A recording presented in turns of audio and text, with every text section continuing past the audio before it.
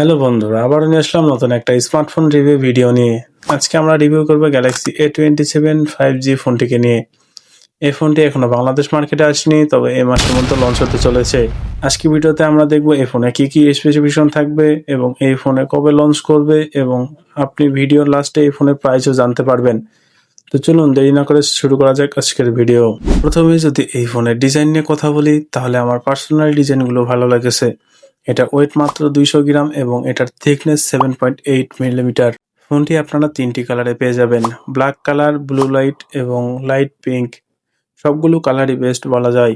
এবার যদি আমরা হার্ডওয়্যার নিয়ে কথা বলি, তাহলে স্যামসাং এখানে স্ন্যাপড্রাগন 6 Gen 3 প্রসেসর ব্যবহার করছে, যেটা 4 ন্যানোমিটারে বিল্ড করা, এবং সিপিইউ হিসাবে ব্যবহার করেছে অক্টা-কোর 4x2.4 GHz। জিপিইউ হিসাবে অ্যাড্রেনো 710 ব্যবহার করা হয়েছে, এবং এই ফোনে অপারেটিং সিস্টেম হিসাবে থাকবে অ্যান্ড্রয়েড 16।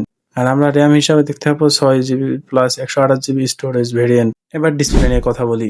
এই ফোনটিতে রয়েছে 6.7 ইঞ্চি সুপার অ্যামোলেড ডিসপ্লে এবং রেজলিউশন 1080x2340 পিক্সেল। আর এই ফোনে 120 Hz রিফ্রেশ রেট পাবো। এই ফোনের পিক্সেল ডেনসিটি 385 ppi এবং সুরক্ষায় রয়েছে কর্লিং গরিলা গ্লাস ভেক্টর প্লাস। এবার আসি ক্যামেরা সেকশনে। পিছনে থাকছে triple camera setup, 50 megapixel primary ক্যামেরার সাথে OIS support, 5 megapixel ultra wide camera এবং 2 মেগাপিক্সেল মাইক্রো লেন্স। সেলফির জন্য রয়েছে 12 মেগাপিক্সেল ফ্রন্ট ক্যামেরা। আর ভিডিও রেকর্ডিং করতে পারবেন 4K 30 fps পর্যন্ত। আর ব্যাটারিতে রয়েছে 5000 mAh এর ব্যাটারির সাথে 25 ওয়াট ফাস্ট চার্জিং সাপোর্ট। তবে আমি মনে করি চার্জিং স্পিডটা একটু বেশি হলে ভালো হতো। এখন আসি সবচেয়ে গুরুত্বপূর্ণ বিষয় প্রশ্নে, এই ফোনটি কি আপনার কেনা উচিত হবে কিনা।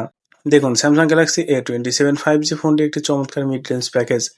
স্ন্যাপড্রাগন 6 Gen 3 প্রসেসর এবং অ্যাড্রেনো 710 জিপিইউ দিয়ে আপনি পাবজি, ফ্রি ফায়ার বা যে কোনো হেভি গেম অনায়াসে খেলতে পারবেন। 120 Hz সুপার অ্যামোলেড ডিসপ্লে এবং ভিডিও দেখার অভিজ্ঞতা হবে একদম প্রিমিয়াম।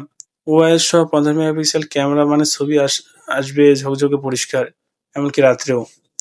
আর 6 বছরের সফটওয়্যার আপডেট, মানে এই ফোন কিনলে আপনাকে দীর্ঘ নিশ্চিন্তে ব্যবহার করতে পারবেন। তবে একটা কথা মাথায় রাখবেন, এই ফোনে ওয়্যারলেস চার্জিং নেই এবং 25 ওয়াট চার্জিং এর দামে। সব মিলিয়ে যদি জিজ্ঞাসা করেন, তাহলে বলবো যদি আপনি একটি স্যামসাং ফোন চান যেটা লং টার্ম ব্যবহার করবেন, গেমিং করবেন এবং ভালো ক্যামেরা চান, তাহলে গ্যালাক্সি A27 আপনার জন্য একটা বেস্ট অপশন হতে পারে। এবার যদি আমরা প্রাইস নিয়ে কথা বলি, তাহলে ধারণা করা যাচ্ছে ফোনটির প্রাইস 25 থেকে 30,000 টাকার আশেপাশে হতে পারে, তবে এটা শিওর না। তো বন্ধুরা, এই ভিডিওটা যদি আপনাদের কাছে ভালো লেগে থাকে, তাহলে অবশ্যই লাইক এবং আমাদের টেকনোমান বিডি চ্যানেলটি সাবস্ক্রাইব করুন।